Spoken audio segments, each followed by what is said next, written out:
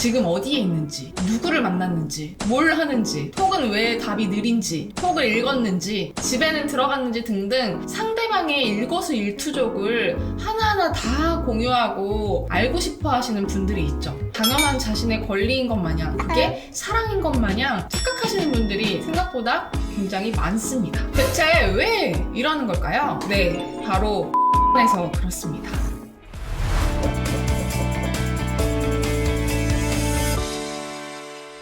안녕하세요, 러넥트입니다. 우리가 평소에 다양한 이성들과 썸을 타고 연락을 하고 연애를 하다 보면 꼭 이런 유형의 사람들이 있어요. 자꾸만 사랑 표현이나 연락이나 생존 신고 같은 것들을 주기적으로 자주자주 요구하시는 분들이 있거든요. 지금 어디에 있는지, 누구를 만났는지, 뭘 하는지, 톡은 왜 답이 느린지, 톡을 읽었는지, 집에는 들어갔는지 등등 상대방의 일거수일투족을 하나하나 다 공유하고 알고 싶어 하시는 분들이 있죠. 그리고 그런 것들을 공유하고 요구하는 게 당연한 자신의 권리인 것 마냥, 그게 사랑인 것 마냥 착각하시는 분들이 생각보다 굉장히 많습니다. 그러면서 상대방의 일거수일투족을 사사건건 간섭하고 궁금해하기도 합니다. 근데 이거를 당하는 사람들은 집착처럼 느껴질 수도 있어요. 이거는 진짜 당해보신 분들만 압니다. 대체 왜 이러는 걸까요? 네, 바로 불안해서 그렇습니다. 불안형 애착의 지수가 높으신 분들의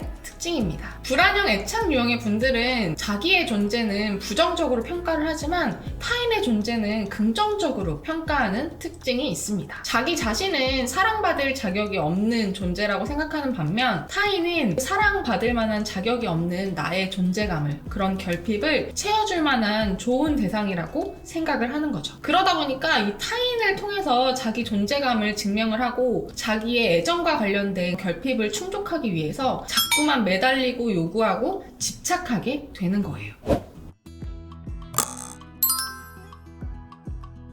소위 감정적이라고 하죠. 저 사람 되게 감정적이다. 너 너무 감정적이야. 이런 표현들을 많이 쓰는데 불안형 애착 유형의 분들은요, 감정을 느끼는 정도가 과도하고 큰 경향이 있어요. 그리고 표현하는 정도도 높은 편이죠. 게다가 감정적으로 욱하는 것도, 서러운 거, 불안한 거, 화나는 거, 충동성도 높은 편입니다. 그러다 보니까 관계 속에서 나타나는 사소한 단서, 사소한 상대방의 행동, 말투, 표정에도 굉장히 많은 의미를 부여를 해서 소설을 쓰기도 하고 상상의 나래를 펼치기도 합니다. 조금은 과대 해석을 하기도 하죠. 한마디로 생각이 많습니다. 그런데 이렇게 의미를 자꾸 부여하고 생각이 많아지는 데에는 불안이 가장 큰 원인으로 작용하고 있어요. 불안은 되게 높고 걱정은 많은데 이러한 나의 감정에 대한 처리 방법이나 대처 능력 같은 것들이 좀 약하다 보니까 자꾸만 생각을 하고 의미를 부여하면서 떠오르는 상상이나 소설 같은 것들을 방어하려고 애쓰고 있는 거예요. 그런 거 있잖아요. 우리가 어떤 불안이나 걱정 같은 게 밀려올 때 앞서서 다양한 경우의 수를 미리 생각을 하고 일어나지 않은 다양한 일들을 미리 막 생각을 해놓으면은 내가 미리 예측하고 예방할 수 있을 것 같은 그런 착각을 불러일으키잖아요. 불안형 애착 유형분들은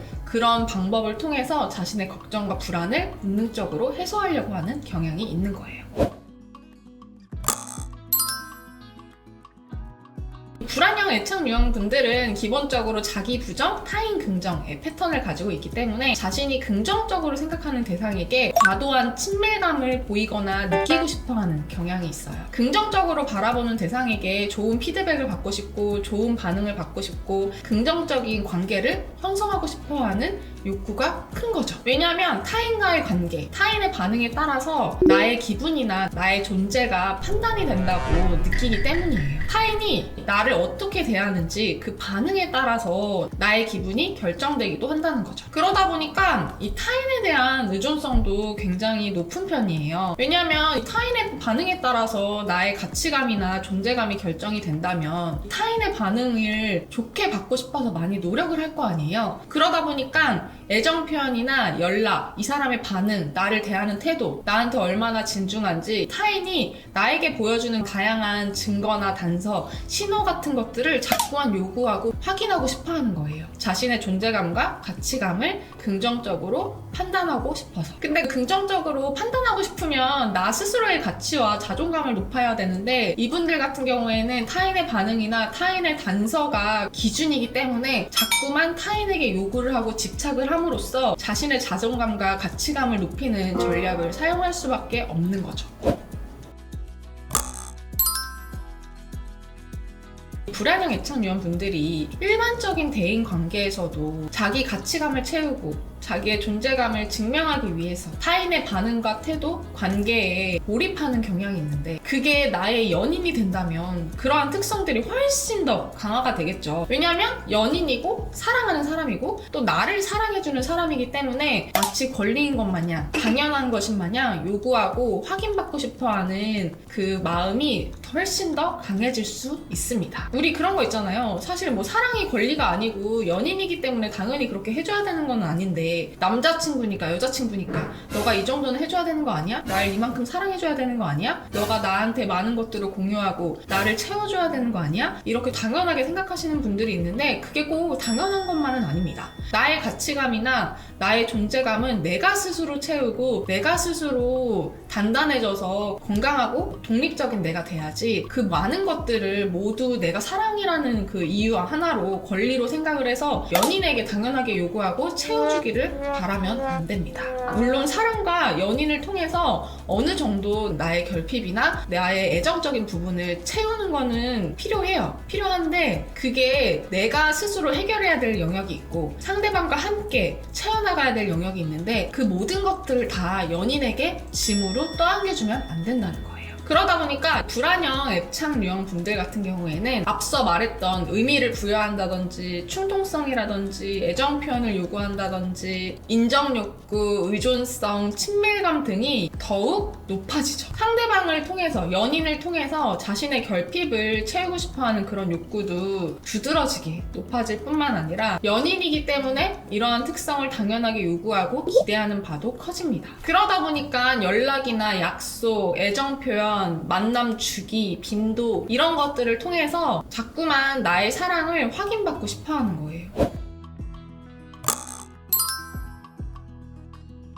주의해야 할 가짜 독립성이 있습니다. 중요한 점은 사귀기 전에는 분명히 이 사람 되게 독립적이고 자존감이 높은 사람이라고 생각을 했는데, 막상 연애를 시작하니까 굉장히 불안해하고 의존적이고 모든 거를 함께하고 싶어하는 그런 특성을 보이시는 분들이 있어요. 이런 분들 같은 경우에는 진짜 독립적이었던 게 아니라 사실은 가짜 독립성이었던 겁니다. 평소에 일반적인 사회생활을 하고 일반적인 대인관계에서는 너무 당당하고 쿨하고 자존감 넘치는데, 연애만 하면 불안해하고 집착해하는 특성을 보여요. 이런 분들 또한 사실은 불안형 애착의 성향을 지니고 있다고 할 수 있습니다. 가짜 독립성이었기 때문이죠. 이런 분들 같은 경우에는 어린 시절에 적절한 사랑을 받지 못하고 충분히 의존하지 못했기 때문에 그런 것들이 다 자신의 결핍으로 비워져 있지만, 그런 환경에서도 자기가 살아남고 환경에 잘 적응하기 위해서 가짜 독립성이 발달이 되었기 때문에 일반적인 대인관계나 사회생활에서는 그런 모습을 보이는 거거든요. 근데 사실은 가짜였기 때문에 의존에 대한 그 결핍이 채워지지 않은 상태라서, 내가 사랑하는 사람, 나를 사랑해주는 사람, 애착 대상이 생기면 애착 욕구, 나의 결핍이 발동을 하고 작동을 하기 시작하면서 높은 불안과 의존을 보이게 되는 겁니다.